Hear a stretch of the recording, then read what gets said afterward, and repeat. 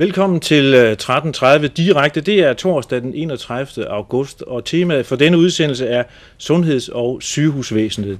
Og min gæst i studiet her i dag, det er den politiske chef for det sundhedsvæsen, der skal servicere Ishøjs borgere. Det er amtsborgmester Vibeke Storm Rasmussen. Velkommen til dig. Tak skal du have. Så har vi direkte forbindelse til Amtssygehuset i Glostrup, hvor Christian Christoffersen befinder sig på afdelingen, hvor man blandt andet behandler hovedpine. Og jeg skal lige sige, at der ligger ikke noget symbolsk i, vi har valgt netop den afdeling. Ja, det er rigtigt. Man kan jo sige, at faktisk at her på den her afdeling, der er det netop ikke folks egen hovedpine at blive rask. Det vender vi tilbage til senere. Allerførst så kan vi jo konstatere, at et af de områder, hvor man forsker meget, både i medicinske ting, men også i behandling, det er netop det neurologiske område, nærmere betegnet inden for hovedpine og migræneforskning. Vi skal tale med afdelingslæge Rigmor Jensen og med læge Steffen Birk, og så skal vi se, hvis vi kan komme til det håber jeg, vi kan, så skal vi se lidt om, hvordan en hovedpine egentlig ser ud. Sådan at man måske også kan få et indtryk, hvordan det kommer til at se ud for patienten, inde i patientens hoved. Det vender vi tilbage til senere. Nu skal vi først tilbage til studiet. Ja, Vibeke Storm Rasmussen, ventelister, fejlbehandlinger, infektioner, dødsfald, snavs, underbemanding, nedslidte bygninger og overforbrug af penge, det er noget af det, vi hører mest om i medierne, synes jeg. Står det virkelig så sløjt til inden for sygehusvæsenet? Nej, det gør det ikke. Det, der er vores situation i øjeblikket, det er, at vi er ret dygtige til at lave en lang række ting, så flere mennesker vil behandles. Fordi det er skånsomme behandlinger og så videre. Man kan mere, så bliver presset større, og så har vi fået nogle meget store ambitioner. Vi har dels ambitioner i forhold til det internationale niveau. Vi vil gøre os gældende med forskning. Vi vil yde det bedste, vi kan over for vores borgere. Ikke bare i Danmark, men vi vil noget, så de faktisk ikke kan lave det bedre ude i verden. Og det er en meget, meget stor ambition. Det har flyttet sig inden for de sidste par år. Det er ambitionsniveau. Vi virkelig, synes jeg, er hen et sted nu, hvor vi er klar til at tage de udfordringer op. Men det bliver et meget langt sejt træk at nå derhen, hvor vi på alle områder kan gøre os gældende.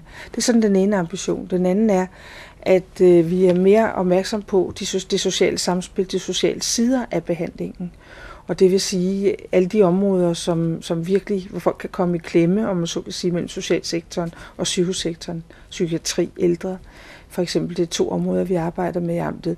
Jamen der er vi opmærksom på, at her ligger altså samspil med socialområdet, som vi ikke er tilfreds med. Så vi kan sige, at på den ene side vil vi helt op i forhold til, hvad andre lande gør, og vi vil gøre det for alle. Og på den anden side vil vi også lave det, der er klassisk dansk. Et meget flot socialt arbejde, omsorgsarbejde ved siden af.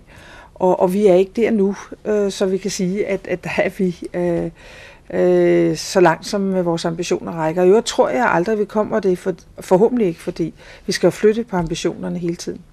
Hvorfor tror du så, at vi hører så meget om alle de her, jeg listede før, med de meget negative sider af sektoren? Ja, fordi det er jo et konstant problem for den enkelte. Hvis du tager en venteliste-situationen, jamen så er det jo raske mennesker i gåseøjne. Det er, hvis du har noget i dit knæ, du skal have ordnet. Hvis du har en akut sygdom, ryger du jo direkte ind. Der hører du jo ikke om, der er ventelister. Så for de allerfleste mennesker er der slet ikke venteliste på sygehuset. Men der er altså nogle sygdomsbehandlinger, hvor der er venteliste på, og hvor man kan få det bedre, hvis man kommer ind. Og tidligere var der jo ingen kø på at få opereret knæ og hofter og sådan noget. Når der er kø på i dag, så er det fordi, vi kan gøre det ordentligt, vi kan gøre det godt, og der er en stor lettelse ved det, og så vil folk gerne have den operation. Og mange vil gerne have den tidligere, meget tidligere, end man har tænkt på at give den før i tiden. Så presset bliver større, og det vil sige, så kniver det med at følge, om man så kan sige, med efterspørgselen.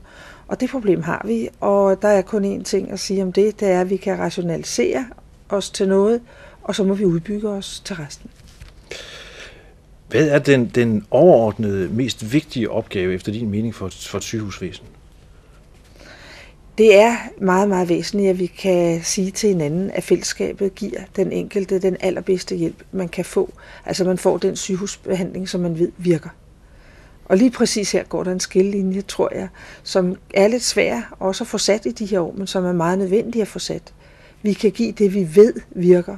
Ellers så hedder det altså forsøg, eksperimenter, forskning, og det skal vi også have, men det giver vi ikke til alle. Det vi ved virker, bør vi kunne tilbyde til alle, og det er faktisk en meget stor udfordring. Og så er der den udfordring, at få socialsiden til at spille sammen med. Men der er også nogle positive oplevelser. Den 25. august, der var flaget hejst på Amtssygehuset i Glostrup, og anledningen var indvielse af det nyrenoverede sengetårn på sygehuset. Det er jo ikke noget, jeg bliver spurgt om. Mogens Lykketoft, du er med til indvielsen her om lidt af den nyrenoverede bygning på Glostrup Amtssygehus. Det er jo et stort projekt, og det er selvfølgelig amtet, der bevilger de her penge, men altså, regeringen har selvfølgelig også en interesse i at se på, hvordan man anvender penge inden for sygehusvæsenet. Hvad mener du om det her projekt? Jamen, jeg mener, at det er jo et godt eksempel på, at der foregår utrolig meget forbedring af vores sygehusvæsen i de her år. Man får jo indtryk af nogle gange, når man læser aviser, at det er elendigt alt sammen. Og der er selvfølgelig også hjørner, hvor ledelsesforhold og kvalitet osv. ikke er i orden i det danske sygehusvæsen. Det er jo mange tusind mennesker, der drejer sig om. Det fungerer ikke lige godt alt sammen. Men der er en kraftig udbygning. Vi bruger mange flere penge. Vi har flere mennesker ansat.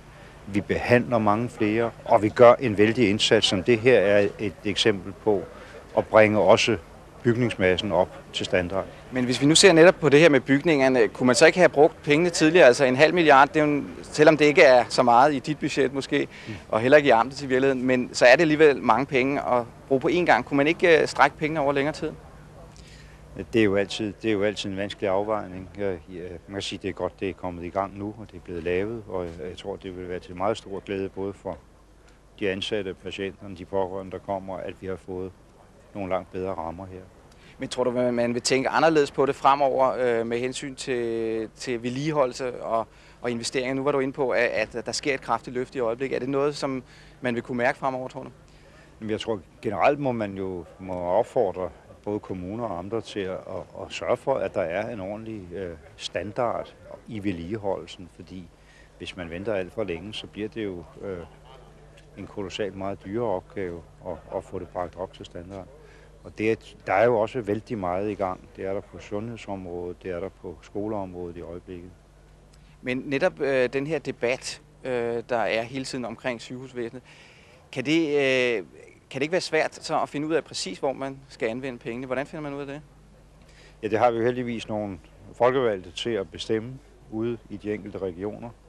Og jeg har stor tillid til, at de træffer de rimelige beslutninger og laver den rigtige prioritering. Men det kan man jo altid diskutere. Man kan altid være uenig, og man kan altid sige, at det skulle have været mere, det skulle have været hurtigere. Men alle vi, der har et ansvar, er valgt til at forvalte fællesskabets penge, ved jo også, at der er en eller anden rækkefølge i tingene, man er nødt til at affinde sig, men man kan ikke få alt det, man gerne vil have på én gang. Vibeke Storm Rasmussen, det var jo et meget nedslidt sygehus, som vi for nogle år siden bevilgede omkring 0,5 milliard kroner til at sætte i stand. Hvorfor venter I så mange år med og ligesom, er det I stand til ligesom i kvantespring? Hvorfor laver man ikke en løbende opdatering af sådan nogle bygninger? Jamen, hvis jeg går nogle år tilbage, hvis vi prøver at huske tilbage, så har vi faktisk haft en tid, hvor al sygehusdebatten er gået på, at det ikke måtte koste noget, og tingene skulle være billigere. Det har vi haft et forhold til hele den offentlige sektor, at sådan skulle det være. Det ligger ikke inden for den her regering, det ligger i tidligere regeringer, at det har været holdningen. Den offentlige sektor skulle gøre det dobbelte for det halve, og der har været et krav og et pres, der lå. Og så nogle situationer, hvor man bliver presset, ja, så er der ting, man skyder ud. Og det vi har kunne se blive skubbet ud, det har selvfølgelig været de ting, der knytter sig til, kan man nu vente med at male det, eller lade være med at gøre det. Og så er der ovenikøbet et særligt problem på Glostrup Sygehus, og det er, at hvis man skal ind og ordne et sengetårn, så er det et betonhus, og man kan altså ikke holde ud at være der, samtidig med, at det bliver repareret. Så vi har haft et fantastisk stort planlægningsarbejde, og vi skal have placeret ikke bare, hvornår pengene skal falde, for det skal vi jo også have tilpasse budgetterne, men også patienter ud, og hvor skal de være, og hvor skal de blive behandlet, når de ikke kan blive behandlet på sygehuset. Et er nemlig at bygge nyt, noget andet er at renovere noget ældre. Og der er Glostrup Sygehus med sin opbygning altså vanskelig at reparere. Det er jo først og fremmest alt det, der er inde i væggene, som er blevet repareret. Det er jo ledningerne, det er jo helt forfærdeligt, hvis det flotte tekniske udstyr, vi så lige før, hvis det ikke det kan fungere, fordi ledningen inden ikke er i orden. Og det er alt det af disse ting, som er blevet sat ind i væggene fra sygehusets start, som nu er blevet renoveret og sat i gang og sat i omdrejningshøjde. Og det mindste af det hele, vil jeg næsten sige, det er så det sidste, det er malingen, som er så pæn, ikke? Og som gør det rigtig pænt, og noget nyt inventar, som også koster. Men det er faktisk ikke det, at den rigtige tunge sko trykket på Glostrup. Der var det altså at få tingene til at passe og komme ind og renovere en bygning, som vi ikke kunne have patienter i, og finde et andet sted og gøre patienterne også. Så Glostrup er blevet forskubbet lidt i forhold til det. Vi har jo lavet reparationer andre steder, og det vi har kunne lave på Glostrup, som ikke var i sengetårnene, har vi jo også fået lavet så småt. Men altså det ene, jo, den offentlige sektor er blevet set ned på, er blevet lagt for had, er blevet kritiseret, at man har forlangt, at alting skulle gøres for færre penge hele tiden. Og det har altså lagt et pres og har gjort, at det har været, man har haft alt for få investeringer i en lang periode. Det prøver vi at løbe ind, men det er også vanskeligt. Det er det. Hvis vi betragter hele den sum af penge eller de ressourcer, som nationen Danmark råder over, hvordan er så, skal vi sige, rettighederne til at råde over den sum, når vi kigger ned i systemet? Hvor meget må du bestemme over, han havde sagt, hvor meget må de enkelte sygehus bestemme over? Ja, vi har jo et beløb, som ligger i hver sygehus, og hvor driften ligger på sygehusledelsen. Men det er jo et udgangspunkt at leve op til en lang række ting. Og nu laver man aftaler imellem amtsrådet og sygehusledelserne i forhold til, hvad sygehuset skal præstere for den som penge, om man så kan sige, der kommer ud. Og det vil sige, den balance er der. I forhold til, hvad amtet kan, ja, vi kan kræve penge op i skat, og det er jo der, vi får vores penge fra. Vi har ikke nogen andre steder at gå hen. Og hvor meget vi må kræve op samlet set, og hvordan den samlede husholdning i Danmark fungerer, det er en aftale, der ligger med finansministeren mellem amter og kommuner hvert år. Og netop derfor var det en god ting at vise finansministeren, hvad pengene blev brugt til, fordi jeg har jo netop i de her år presset på finansministeren og sagt, at altså, vi er nødt til at gøre nogle ting. Sagt, at vi har haft Glostrup sygehus, som er altid sygehus i sin opbygning. Det var, når man ser i perspektivet til 40 år gammel, så er det faktisk en fantastisk god opbygning, sygehuset har, der kan netop, du kan drive det moderne, om man så kan sige, på den opbygning, det har. Så det var bare et spørgsmål om at renovere det. Og det har været vigtigt at få forklaret Mogens, så det er vigtigt at forklare alle andre landspolitikere, som mange gange er det jo sådan rent teori for dem, hvad det er, vi har med at gøre med. Ikke? Men der er altså en dialog mellem Amtsrådsforeningen og Kommunernes Landsforening inden for de områder, vi har med finansministeren hvert år, og så bliver der et aftalekompleks, hvor vi siger, at det presser sig på. Vi har ikke nogen interesse i at hede det op, om man så kan sige, fordi hvis Danmark går i sort økonomisk, så går det altid ud over velfærdsområderne. Netop den periode, som jeg talte om før under de borgerlige regeringer, hvor man skulle spare sig igennem den periode der, jamen det var jo netop, fordi der var nogle problemer i Danmark med beskæftigelse og så videre. Og så går det også ud over velfærd og sundhed. Så derfor er det også i vores kommunal- og amtsrådspolitikers interesse, at Danmark, om man så kan sige, fungerer på en økonomisk rigtig måde. Det er den bedste sikkerhed for, at vi ikke får nogen tilbageslag. Så derfor laver vi nogle aftaler og prøver at holde dem. Det, der er vigtigt for os, det er at se, og det er det, jeg går meget op i som amtspolitiker, som amtsborgmester, det er at sørge for, at vi får lavet det lange, seje træk, så vi kan se, nu starter vi renoveringen på Glostrup, vi har en plan for det, vi har en årrække, vi laver det henover. Nu skal vi så i øvrigt komme til at diskutere, om vi kan gøre det lidt kortere, for det er temmelig hårdt arbejde, der mens der bliver bygget om. Men det at lave en slags logistik i det her arbejde, det er meget vigtigt. Et sejt træk, hvor vi ved, hvordan vi får løst opgaven. For vi har mange opgaver, der skal løses, og de er komplicerede. De går ligesom ind i hinanden. Men når du sidder og kigger ned over dit sygehusvæsen i amtet, hvordan oplever du det så som enkelte sygehuse, som vi jo har nogle stykker af, eller som et stort sygehus i princippet? Jeg opfatter, at vi har 3 store sygehuse i Københavns Amt, som er på et meget højt niveau. Der findes ikke sygehuse, som er på højere niveau end vores 3 sygehuse i landet. Det er jeg stolt over. Det synes jeg er flot. Men det er selvfølgelig også fordi, at de dækker en meget stor befolkningsgruppe, og så kan man altså have overbygningsspecialer osv. De har ikke alle sammen det samme overbygningsspeciale, men der er på hver sygehus mange ting, der foregår, som er på et højt niveau. Det er universitetssygehuse, det er forskningssygehuse, og det vil sige, at her kan der virkelig præsteres meget, og bliver præsteret meget. Så vi har, om man så sige, på en led, et sygehusvæsen. Hvis du skal hjerteopereres, så kommer du på Gentofte, selvom du bor i Ishøj. Og det er jo øvrigt på højt internationalt niveau. Skal du cancerbehandles, så skal du på Herlev. Det er ikke på et niveau, som vi er tilfredse med. Det kommer det. Det bliver et sejt træk, men det kommer det. Hjerterne tog 8 år og nå hen. Det kommer det også der. Så der benytter Ishøjs borgere sig altså af de to andre sygehuse. Der er de et sygehusvæsen.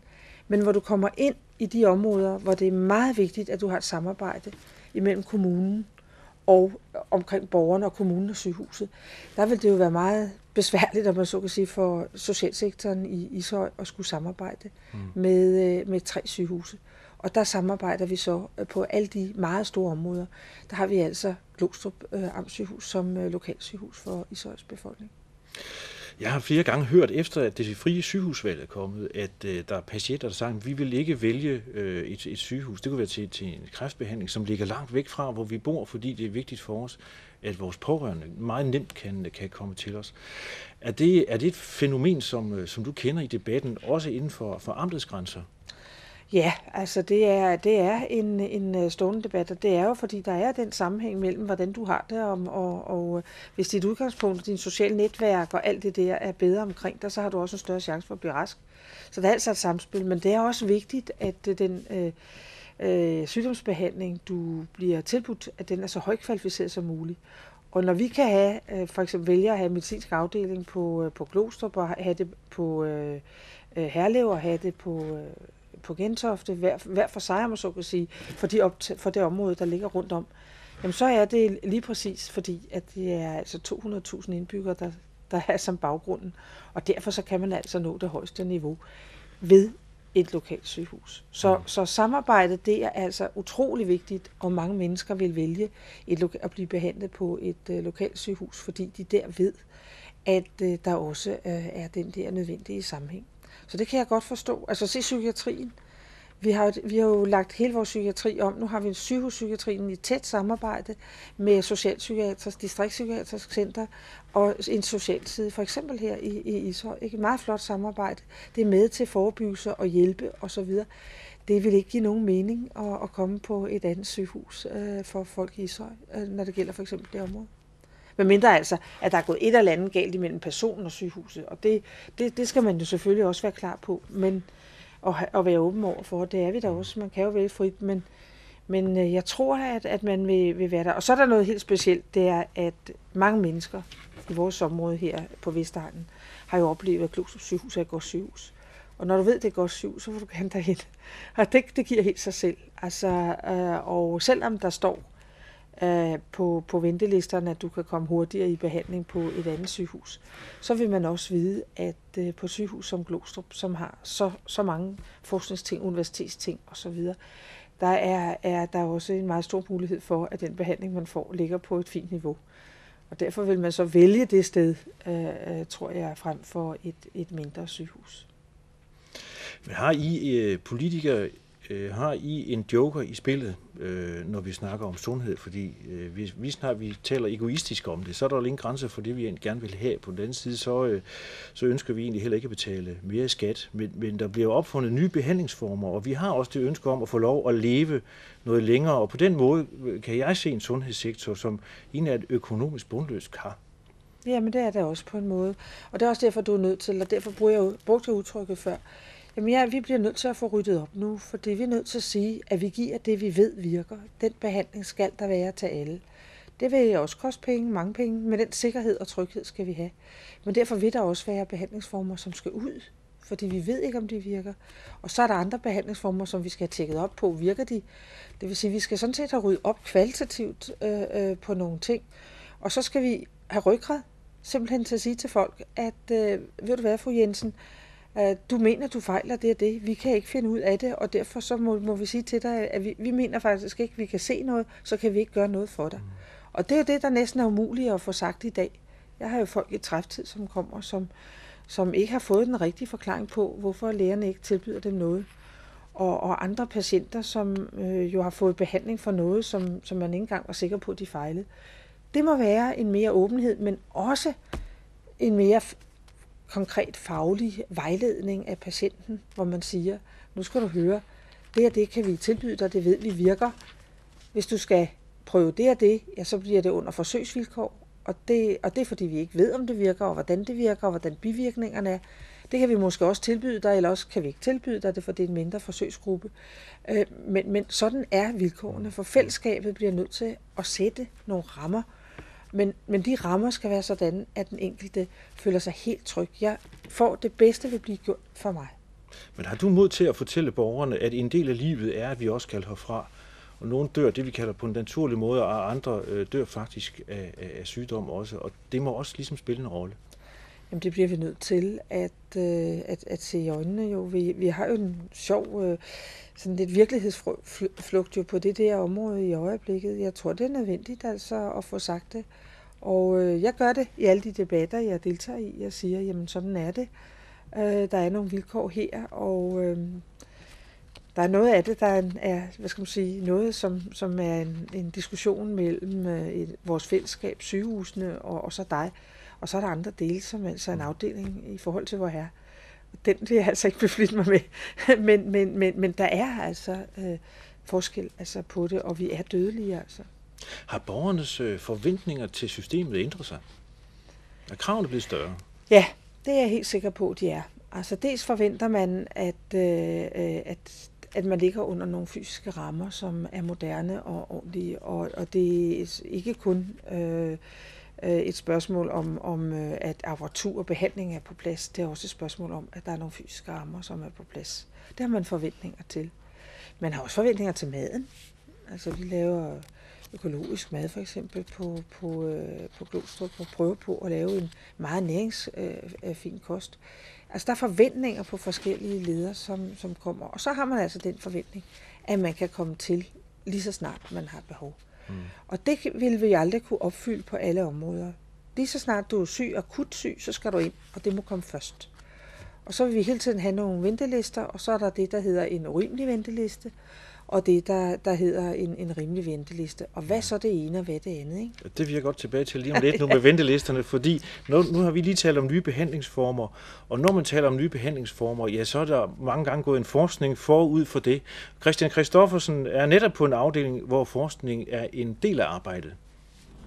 Ja, og vi er altså, som jeg sagde tidligere, ude på neurologisk afdeling. Det er i øvrigt en af de afdelinger, som først blev renoveret i og med, at det var her kafeteriet lå tidligere. Men det er altså blevet renoveret nu, den bygning her, og det er så her, neurologisk afdeling holder til. Og allerførst, Rigmor Jensen, hvad er det neurologisk afdeling som helhed tager sig af? Neurologisk afdeling tager sig af de medicinske nervesygdomme. Det kan være smertetilstande, det kan være hjernesvulster, det kan være apopleksi, altså blodprop eller hjerneblødning, eller dissemineret sklerose, epilepsi. Men det vil sige, I får for eksempel en person ind, som har fået en blodprop og har fået nogle neurologiske komplikationer ved det. Ja. Og hvad kan man så gøre ved det for eksempel? Man kan gøre det, at vi kan indlægge på en bestemt afdeling, der har ekspertise i dette, som har erfaring og som kan give den bedst mulige behandling i den akutte fase og komme i gang med tidlig genoptræning, som er bevist igennem langtidsforskning, at det er det, der er meget vigtigt at få så tidlig genoptræning som muligt og mindske skadens omfang. Og det er det, vi kan. Vi kan ikke helbrede det endnu. Okay, men i virkeligheden så er du jo også forskningslæge, og meget af det, jeres arbejde går på, det er simpelthen at finde ud af, hvad årsagen til de her forskellige sygdomme er. Og det, I forsker i, det er sådan noget med hovedpine generelt. Er det ikke rigtigt? Det er det. Hvad er det, altså allerførst, hvad er hovedpine for jer? Hovedpine er, det de fleste, når de har hovedpine, er bange for, det er at fejle noget, en alvorlig sygdom, en hjernesvulst eller lignende. Men langt de fleste har det, vi kalder primære hovedpineformer. Det kan være migræne eller spændingshovedpine. Og det er der 16%, der har migræne af en dansk befolkning, så det er rigtig mange. Og 10% har oplevet det inden for det sidste år. Næsten alle har prøvet at have spændingshovedpine, men 3% har det kronisk. Det vil sige det er en folkesygdom simpelthen? Det er en af de rigtig store folkesygdomme. Det er der ingen tvivl om. Men hvad kan man så gøre ved det? Vi kan gøre det, at vi kan behandle med de eksisterende typer medicin, og prøve at analysere, hvornår får den enkelte patient sin anfald. Er der noget, man kan undgå i den situation? Er der noget, man kan få skubbet væk, så man ikke får det anfald? For kan man regulere det? Eller kan man, hvis ikke man kan komme igennem med de såkaldte provokerende faktorer, kan man give en så god behandling som muligt. Og det er det, vi prøver at gøre her. Og som vi skal vende tilbage til lidt senere, så er det så også forskning. Men kan du sige allerede noget nu om, hvad er årsagerne? Altså er der for eksempel en stigende årsag i vores levevilkår? Nej, det er der egentlig ikke. Det har man troet, at vores stressede hverdag i vestlig verden er årsagen til, at flere og flere har hovedpine. Men det viser sig, at undersøgelser over hele verden er det stort set den samme forekomst. Fra Sydafrika til Asien, til Amerika og til Danmark. Så der er nogle af den samme forekomst. Så det er ikke, og hvis man sammenligner med de gamle undersøgelser, er der også nogle af den samme forekomst. Det man har gjort, det er at sætte tingene i system. Og det har blandt andet her på afdelingen igennem 25 års systematisk arbejde ved professor Jes Olsen sat tingene i system, så vi taler om det samme verden over. Og det er blevet til et meget, meget fint samarbejde, internationalt samarbejde, og der er kommet nogle ting her fra Glostrup ud i det internationale samarbejde, så vi har sat vores fingeraftryk ganske grundigt på. Okay, det kan lige være, at vi skal se, fordi I bruger faktisk levende patienter til at måle på, også både når I undersøger dem, men også når I forsker. Ja. Og det har vi faktisk herovre. Og Steffen Birk, jeg ved ikke, om kan du forklare, hvad det er, du måler her? Ja, som eksempel på en af de metoder, man bruger i hovedpineforskning, har jeg her taget et ultralydsapparat, der hedder en Echo-Doppler-maskine. Det er en slags ekkolod i virkeligheden? Ja, det er det. Den måler på strømningshastigheden af blodet ind i en af hjernens store arterier. Men blodet, hvad er det? Er det, der fremkalder hovedpinen, eller hvad er det, du kan se der? Nej, det man ved, det er, og det man blandt andet har fundet ud af her på afdelingen, det er, at under et migræneanfald, er de blodårer, som jeg måler på her, de er udvidede. Og man ved ikke, om det er udvidelsen, der fremkalder hovedpinen, eller det er sekundært til nogle andre ting, der foregår i hjernen. Og det er man meget interesseret i at finde ud af, og det forsker vi meget i her i afdelingen. Men det vil sige, nu skal vi lige sige, at det er en laborant alene, som vi har liggende her, som agerer patient. Men hvis det nu havde været en patient med hovedpine, hvordan ville det så se ud? Så kunne man se, at de her kurver de vil blive lavere som udtryk for, at flowhastigheden blev langsommere. Og det betyder alt andet lige, at arterien har udvidet sig, som der sker under et migræneanfald. Men hvad kan I bruge det til noget rent behandlingsmæssigt, det her? Ikke rent behandlingsmæssigt. Vi bruger det først og fremmest til at beskrive, hvordan forskellige lægemidler påvirker hovedpine og påvirker migrænen, for at forske os frem til, hvad er det, der sker under migræneanfaldet, så man i fremtiden vil kunne udvikle nogle mere specifikt virkende lægemidler, og gerne nogle, som ikke virker sammentrækkende på blodkarrene. Men det vil sige, at I giver simpelthen patienten noget, og så får de hovedpine af det? Ja, og så ser vi så, hvad der sker med blodkarrene i hjernen, for at se, om det føles parallelt med hovedpine, og hvordan blodkarrene opfører sig i hjernen.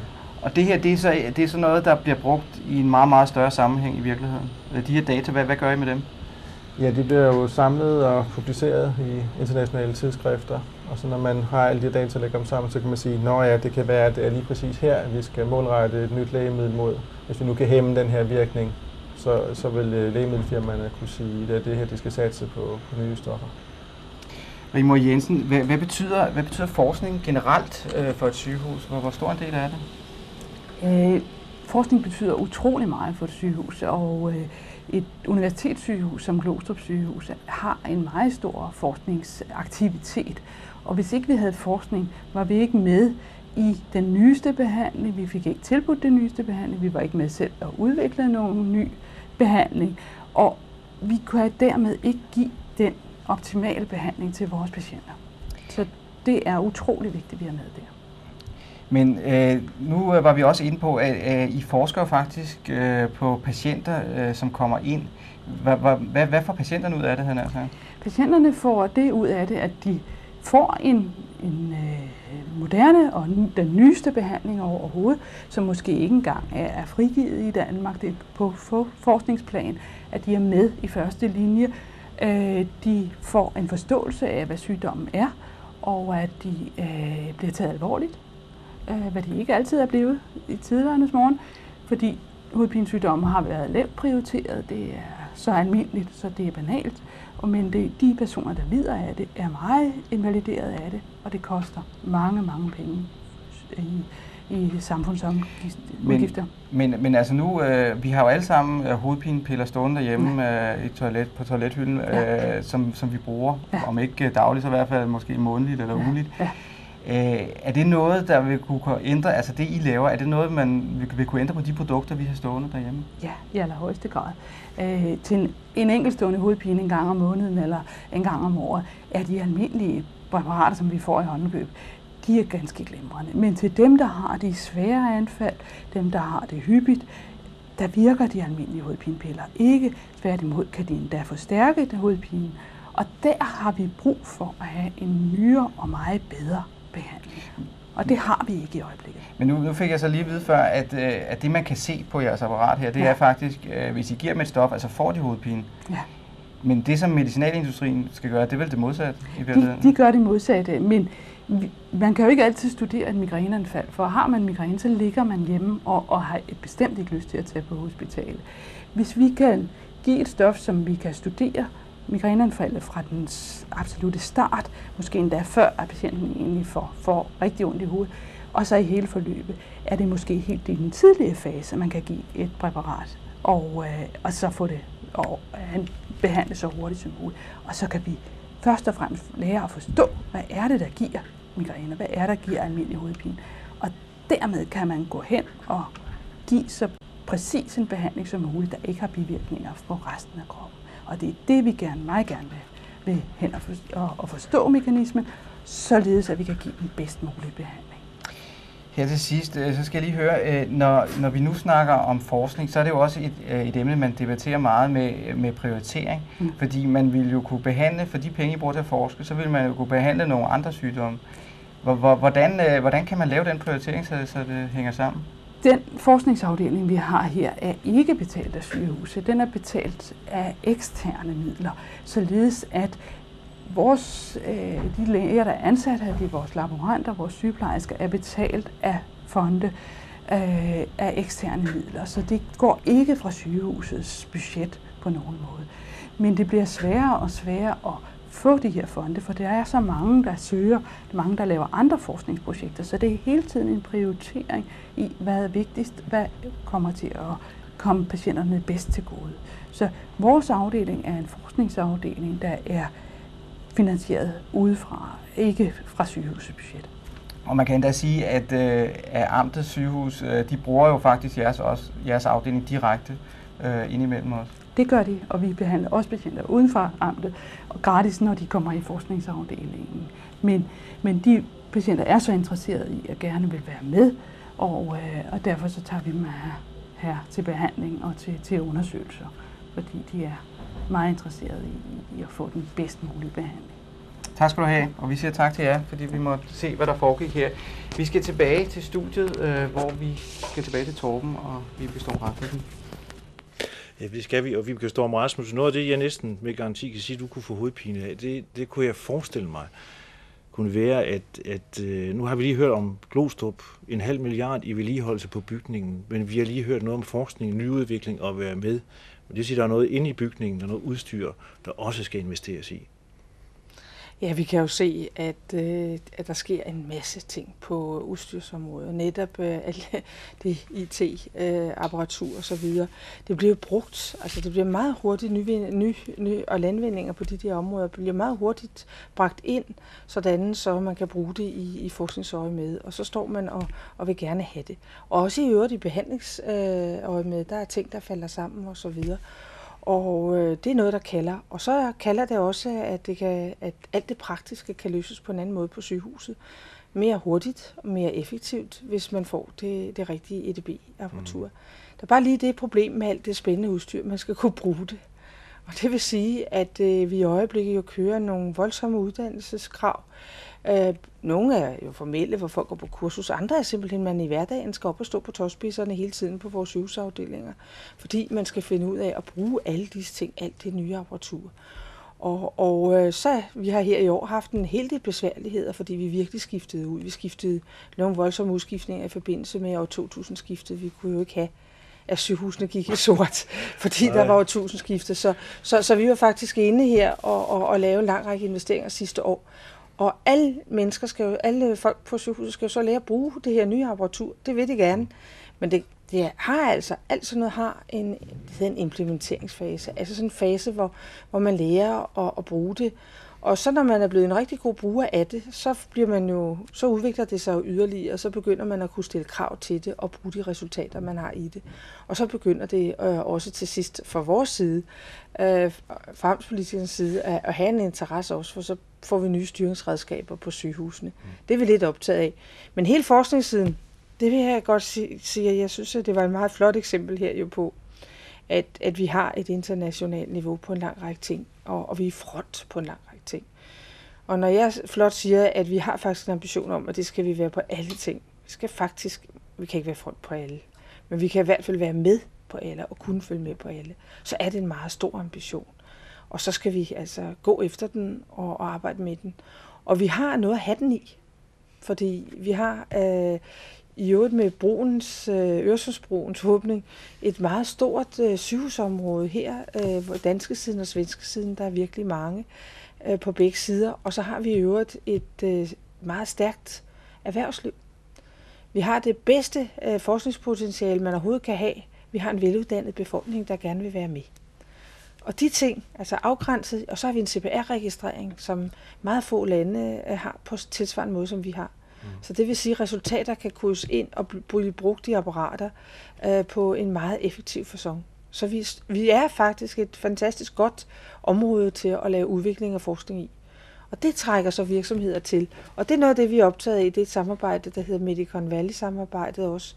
Og det er noget af det, vi er optaget af, når vi skal markedsføre Øresundsregionen i forhold til at få bioteknologiske virksomheder, andre virksomheder hertil.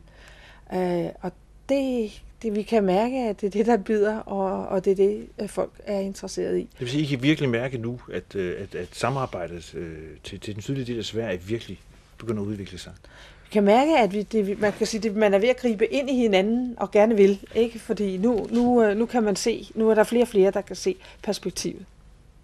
Men hvordan hænger det sammen? Vi har jo hørt i medierne her i foråret, at WHO var jo ude med en rapport, og der er det blevet omtalt, at Danmark lå på en 34. plads med hele sit sundhedsvæsen, nærmest på niveau med Grækenland.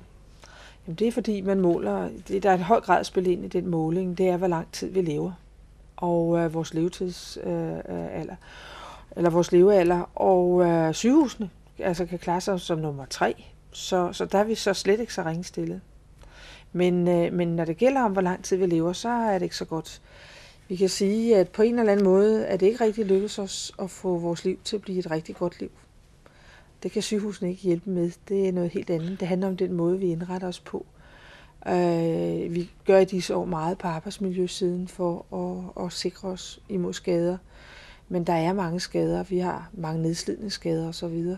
Vi skal simpelthen ind og finde lidt mere ud af, hvad et godt liv kan være. Og så har vi jo kvinderne, der vejer tungt i det nordiske univers, fordi vi på kvindesiden jo også er udarbejdende og aktive osv. Og det vil få alle de skader, der knytter sig til, at man presser sig. Vil du sige, det der ligger i den der rapport fra WHO, det er, at vi danskere er i virkeligheden ikke ret gode til at leve et langt og sygdomsfrit liv. Vi lever ikke sundt nok, men vores sundhedsvæsen er godt nok til at gå ind og reparere. Ja, altså der ligger et dilemma der. Altså, du vil så sige godt nok, for mig bliver ting aldrig gode nok, ikke? Det er det igen, når jeg taler om ambitionerne, men det ser ikke så dårligt ud med vores sundhedsvæsen, nej, men det ser skidt ud med vores måde at leve på. Det er vist et andet ministerium, vi skal tale med om det. Jeg tror slet ikke, det er noget ministerium. Jeg tror, det har noget at gøre med dig og mig, altså, og vores måde, vi håndterer det på. Men så vil jeg så sige, det er der jo også en anden afdeling over på Glostrup, der er smadret god til. Vi har en befolkningsundersøgelsesafdeling, som virkelig har samlet op på, hvordan er sundhedstilstanden, og de er ved at udvikle et ganske spændende program, hvor den enkelte kan se. Vi havde jo åbent hus her på Glostrup her i forbindelse med indvielsen, og der var lang kø for at komme frem til det her program. Så jo, vi er egentlig også aktive fra sygehuset på det, men vi kan være aktive i forhold til at præsentere den enkelte for, hvad man skal gøre. Og så er det ligesom op til den enkelte at sørge for at få den her motion og spise sundt og lade være med at ryge og ikke presse sig selv, hvis ikke man kan tåle det. Jeg synes, der er mange groteske vinkler på det her, fordi jeg fangede en nyhedsmail på NetDoktor her forleden dag, hvor der står tilfredshed med de danske sygehuse. Det er en omfattende europæisk undersøgelse, der viser, at 9 ud af 10 danskere er tilfredse med sundhedssystemet, og det indtager Danmark førstepladsen i hele Europa. Og det er grotesk, de her syge danskere, som er væsentligt mere syge end alle andre, er så godt tilfredse med hele sundhedsvæsenet, som det er, men alligevel får I så mange tekster, som I gør. Jamen mange er, altså der er jo, altså i vores, bare i amtet er der jo ansat mange tusinder mennesker. Og vores sygehuse er jo fulde af mennesker, som også nogle begår jo fejl, og nogle er mere effektive end andre og sådan noget. Der vil være opstå ting, som man kan kritisere, det kan ikke undgås. Men der er jo også nogle, om man så kan sige, nogle huller, som er tydelige. Og når pressen kører meget hårdt på de ting, som ikke er i orden, ja, så får man en opfattelse af, at alting ikke er i orden. Og det er ikke rigtigt. Jeg vil godt tilbage til ventelisterne igen. Når man går ind og kigger på ventelisterne, så kan vi godt se, at der er sket noget politisk set, fordi der er nogle områder, der har været meget diskuteret. Det er i hele kræftområdet, der er ventetiden og ventelisterne kommet meget i bund, men der er nogle andre områder inden for nogle ting, man siger, der kan folk godt overleve et længere stykke tid, og der er ventelisterne også længere. Og i går i nyhederne så vi et indslag, hvor en gruppe erhvervschefer var på besøg på et privathospital. Og der er noget, der tyder på, at det bliver mere og mere almindeligt, at større virksomheder laver forsikringer som en del af et personalegode, så de kan komme og blive hurtigt behandlet på et privat hospital. Hvad synes du om sådan en tendens? Jamen, jeg kan ikke lide, at vi laver forskel. Altså, jeg synes, at når jeg nævnte før for alle, når vi tager til med sygehusudvalget prøver at tage ud i verden for at se, om vi nu har international standard, så noterer vi os, at den standard, vi laver på hjerteafdelingen, den er lige så flot som den i Ohio. Og så på det flotteste sygehus, næsten man kan stable op i Amerika. Og det er ikke for alle. Og vores ambition er, at det skal være for alle, og vi ikke gør forskel på folk. Og en af de store debatter, der har været de sidste par år, har også været, skal ældre vente? Altså, kan det være lige meget med ældre mennesker? Og der ligger jo den her filosofi, at du er mere berettiget til at få at ordne din grus der, hvis du er en medarbejder, som et firma ikke kan undvære, end hvis du er en medarbejder, der står mange af. Og den type samfund bryder jeg mig ikke om. Det er jeg stærk modstander af. Jeg synes, at vores sygehusvæsen skal være top, og det skal være det for alle, og vi laver ikke forskelsbehandling. Lægerne skal behandle i forhold til det, som man vurderer den enkelte patient i forhold til. Og sådan har det været. Det har været en prioritering, som i øvrigt jo fungerer flot i vores sygehusvæsen, egentlig når man ser på, hvordan resten af verden er skruet sammen. Og det er egentlig jeg er stolt af, og jeg synes ikke, det er værd at gå efter en anden slags sygehusvæsen. Men er det ikke meget menneskeligt, hvis man har smerter, eller har alvorlig sygdom, eller lever utrygt, men man skal have en bypass-operation? Eller at man er ansat i en virksomhed som en nøglemedarbejder, og det er vigtigt, at vedkommende er på sin post, måske går ned med en diskusprolaps eller sådan noget, og er væk i en periode. Er det ikke meget menneskeligt forståeligt, at de siger, at vi vil gerne til meget hurtigt? Det er klart, at man gerne vil til meget hurtigt, og man lægger vægt på det. Og derfor er det også vigtigt, at man kan komme til. Og fejler man noget, hvor, om man så kan sige, at man... der er jo akut indlæggelser, der siger man, at det her skal løses nu, og så kommer folk ind. Men det er jo ikke alt, som er akut. Og så, jeg synes, der er sådan noget underligt ved denne her diskussion, ikke? Fordi nu nævnte du blandt andet noget omkring hjerter. Jamen, vi har en lidt absurd situation. Nogle mennesker er absolut på en hjerteafdeling, og det er de på et privatsygehus, og det privatsygehuset lever højt på, det er, hvis der går noget galt, ja, så bliver man sendt videre til det offentlige sygehusvæsen. Og det vil sige, jamen, så kommer man alligevel først sådan lidt ind af bagvejen i det offentlige sygehusvæsen i forhold til andre. Altså, jeg synes ikke, det er rigtigt. Altså, og jeg synes heller ikke, det kan være rigtigt, at ældre mennesker skal vente meget længe. For eksempel, hvis vi tager sådan noget som Gros der. De har måske nogle år tilbage at leve i. Det har vi alle sammen. Vi ved ikke, hvor længe. Livskvaliteten i den periode skal den være meget nedsat. Er det ene med, at direktørens liv mere værd end fru Olsens? Jeg synes det ikke. Og jeg vil ikke være med til at lave systemet sådan, men jeg vil være med til at fight for, at vi får nogle ventetider, som er tålelige. Så vil jeg så også nævne, at jeg kommer også ud for, at folk omkring ventetider misforstår noget. Vi har bøvl med vores statistikker. Vi kan ikke rigtig finde ud af, hvad ventetiderne er. Det er hele vores måde, vi har bygget tingene op på. Vi har i Danmark ikke været så optaget af at lave registreringssystemerne på en måde, så vi kunne bruge det der til andet end på den enkelte afdeling. Det vi vil afhjælpe i de her år, så vi mere kontant kan gå ind. Det er vigtigt at se, hvor lang tid blev ventetiden, og så kritisere den. Fordi vi har nogen på ventelisterne, som så er blevet behandlet på et andet sygehus, og dem skal vi jo have ud af ventelisten, og så bliver der falske meddelelser til folk om, hvor lang tid de skal vente. Så det har vi altså meget bøv med det der, det har vi. Og det skal vi have rettet, men vi skal også have lavet mere, så ventetiden ikke bliver så lang. Mm. Nu nævnte du før noget omkring, I ofte reparerede ting, der var gået skævt på, og ikke gået så godt på private hospitaler. Har I mange af den slags? Nej, altså ikke.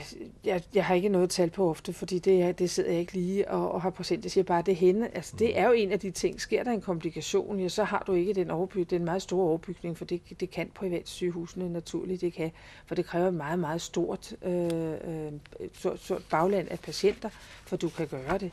Så skal du reelt ud og opbygge et totalt privatsygehussystem i Danmark. Det er jeg ikke tilhænger af.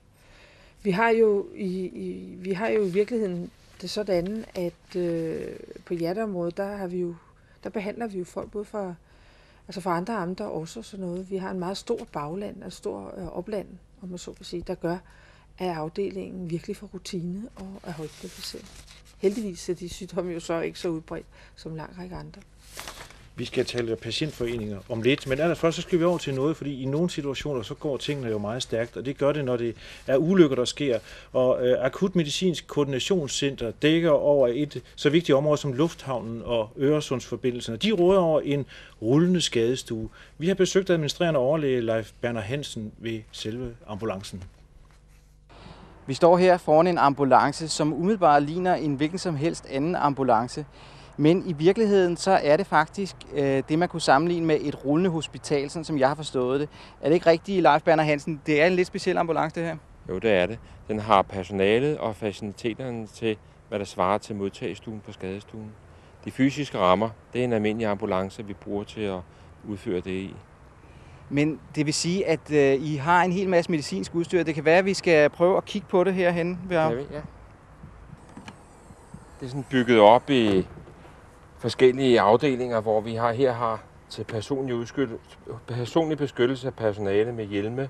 Det er trods alt en farlig arbejdsplads, de skal ud og arbejde på.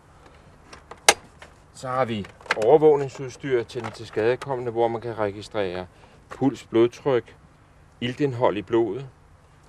Hvad kan I gøre for at forlænge deres liv her, altså? Altså, vi har forskellige udstyr, og det er bygget op specialemæssigt, sådan så at den læge, der er ortopædkirurg, specialist i brækket arme og ben og den slags, han har sin taske. Blandt andet er der udstyr her til, hvis lungen er klappet sammen, og der er blødning inde i lungehulen, ja, så kan man med det her udstyr lave et hul mellem 2 ribben og sætte et dræn ind og få luften og blødningen ud, og det kan være livsreddende i sig selv.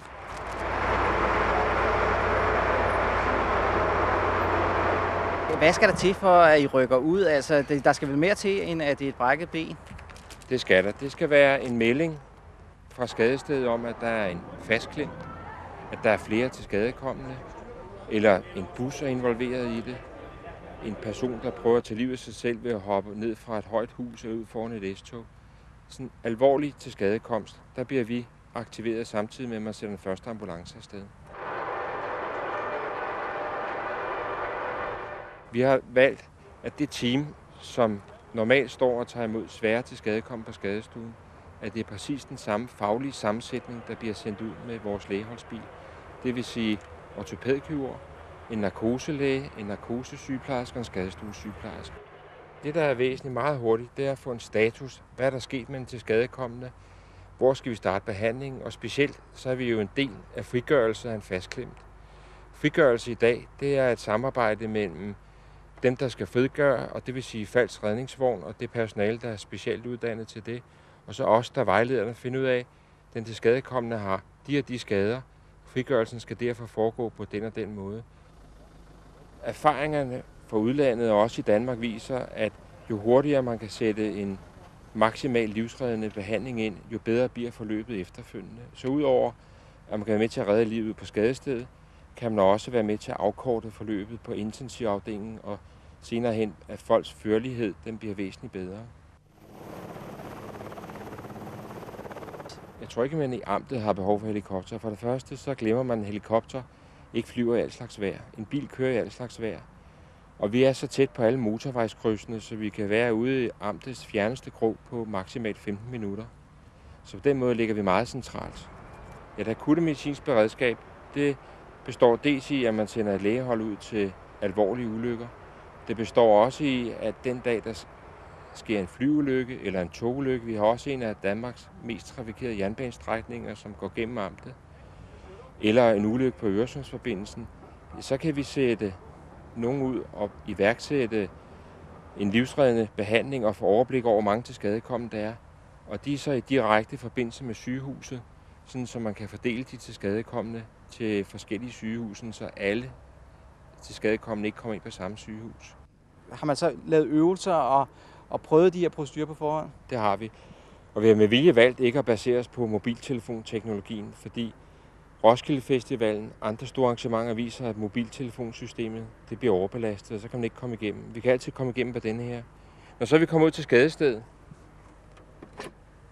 og hvis det er et stort skadested, så er det væsentligt, at man er i kontakt med hinanden hele vejen rundt.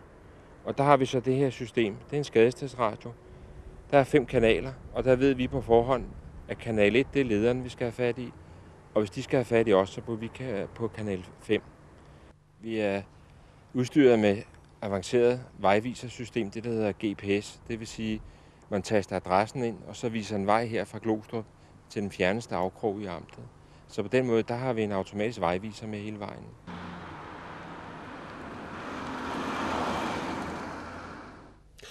Vibeke Storm Rasmussen, du udtrykte før, at vi har et demokratisk sygehusvæsen. Hvad ligger du i grunden i det? Ja, vi har jo et sygehusvæsen, som er ledet af demokratisk, altså folkevalgte. Det sker jo for Glostrups vedkommende fra Københavns Amtsråd, og der er folk valgt fra hele amtet, som har et direkte kendskab til hverdagen og lever i almindelig hverdag sammen med alle mulige andre, alle mennesker, og får derved nogle konkrete oplevelser tæt ind på livet. De kommer ud og ind af sygehusene og skal så træffe nogle overordnede beslutninger om, hvor vi vil hen. Og når vi skal i gang med at lave noget svært, noget stort, så går man rigtig i gang med diskussionerne med alle for at indhente alle informationerne. Eksperter skal man selvfølgelig lytte til, de er med. Vi har for eksempel 2 planer i øjeblikket, høringsforslag ude. Det drejer sig om ældreplanen, og det drejer sig om kræftplanen. Og der er selvfølgelig siddet nogle folk med faglig ekspertise og lavet et udspil. Og nu går det ud og til diskussion, og det vil sige, at der vil være særlige grupper i befolkningen, som interesserer sig for det ene og som interesserer sig for det andet, og så som melder tilbage, hvad de synes om de forslag, der ligger, og hvordan de ellers ser problemerne. Vi laver nogle høringer og har faste kontakter med socialudvalgene i kommunerne i forhold til sygehusens udvikling og hvad vi har gang i. Og det er den demokratiske dialog, der er med til at sige, hvad kommer ind i først, hvad synes vi er vigtigst at få løst, hvordan får vi løst de her ting på en måde, så vi får alle erfaringerne med og ind på banen.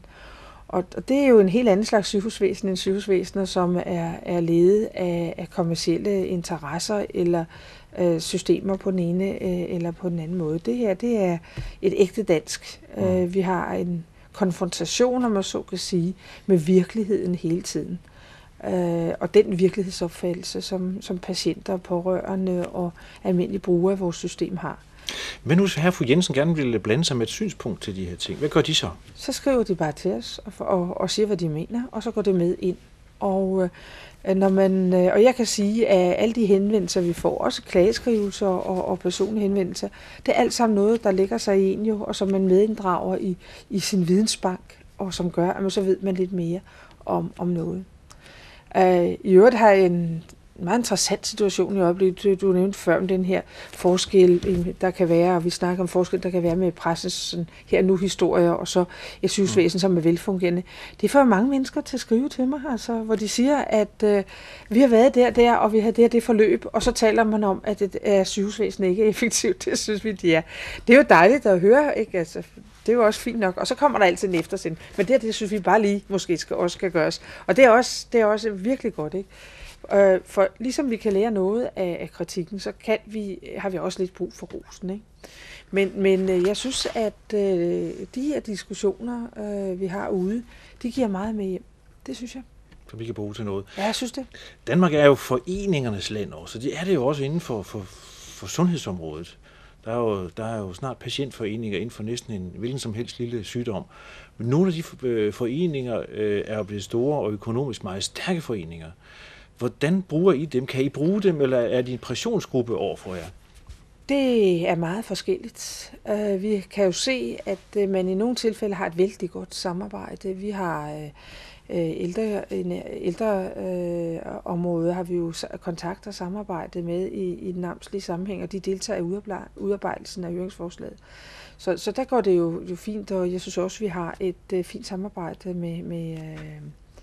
med Kræftforeningen. Men nogle gange, så kan det jo løbe helt løbsk, altså. Det kan vi jo se på Christiansborg. Vi har jo alle har jo kendskab til balladerne omkring sklerosemedicinen. At man pressede på for at få den igennem til alle patienter, og det var slet ikke alle patienter, der havde glæde af den. Og det vil sige, at en patientforening og patientting kører ligesom bare et hjørne meget hårdt igennem. Og der er det er jo netop fordi det folkestyre jo også meget empfindeligt og tager så imod eller skubber fra, og så kan man gå hen og træffe en beslutning, som ikke er så fornuftig. Jeg synes i virkeligheden, at det er jo så også prisen for de fornuftige beslutninger kommer til, det er, at der også engang imellem kommer et skævt pres. Det vigtige er at få ryddet op bagefter. Altså hvis vi har fået noget fejlvridning, fordi vi i en periode har været specielt optaget af et eller andet, at vi så får set tilbage på det og sagt, det gik over gevind, det må vi rydde op i for at få den nødvendige balance. Fordi det er mennesker, og det er stemninger, og vores fællesskab er trods alt båret af, at vi også er engageret i at få problemerne løst. Så den der dobbeltdebat, den skal være der, men samtidig så går det altså over gevind. Der er også nogle patientforeninger og nogle mennesker, som har engageret sig, som går helt ud af proportion. Altså, vi har nogle diskussioner også. Vi havde en diskussion på handicapområdet i forhold til, at vi bygger i øjeblikket nogle meget flotte institutioner. Og hvor jeg mødte nogle pårørende, som forlangte mange flere kvadratmeter. Og på det tidspunkt var det rimelig vanskeligt for mig at forstå, fordi der havde jeg altså boet i 25 år i færre kvadratmeter, end der var til rådighed for lige præcis den handicappede bruger. Og det så skulle være ringe, det kunne jeg ikke fatte. Mange mennesker boede faktisk i færre kvadratmeter. Ting kan gå gevind, men så skal vi have ryggrad til at sige fra, eller til at rydde op. Det er altså en del af det medmenneskelige samvær, at det også kan løbe skævt. Så er der vel også det synspunkt, at man skal forsøge at undgå at blive syg. Ja, det er det bedste, det er det bedste, ikke? Og WHO har så også placeret os langt nede på listen der i vores holdning og vores livsstil. Og der er der så en side af det, som kunne hedde forebyggelse og sundhedsoplysning. Hvor mange penge er I parat til at placere på det område, og hvor meget tror du, man kan spare i den behandlende sektor? Det er så utrolig svært, det der med forebyggelse. Ikke? Vi har et pres på folk i øjeblikket, som er syge og som skal behandles. Og det skal der altså være plads til. Vi slås om kronerne for tiden, ikke? Fordi der er så meget, vi gerne vil løse på en gang. Og vi skal have fat i forebyggelsen, vi skal have det til at fungere. Jeg er meget bekymret over vores reklamekampagner, fordi det ser ikke ud til at virke. Altså, vi har sådan nogle, så kører der sådan en eller anden periode, hvor vi kører meget hårdt på en enkelt sag, og så bliver tingene væk. Jeg tror på, at de har fat i noget på forebyggelsen over på Glostrup, hvor de snakker om sammenhæng.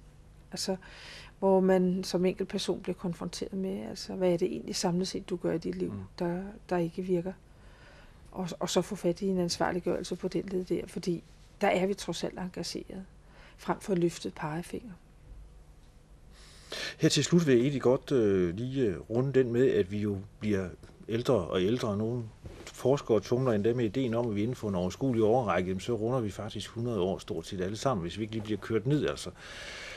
Men det gør vi vel ikke, uden at der kommer en regning i den sidste ende, fordi der er jo så også nogle følgesygdomme, som følger med det at blive ældre.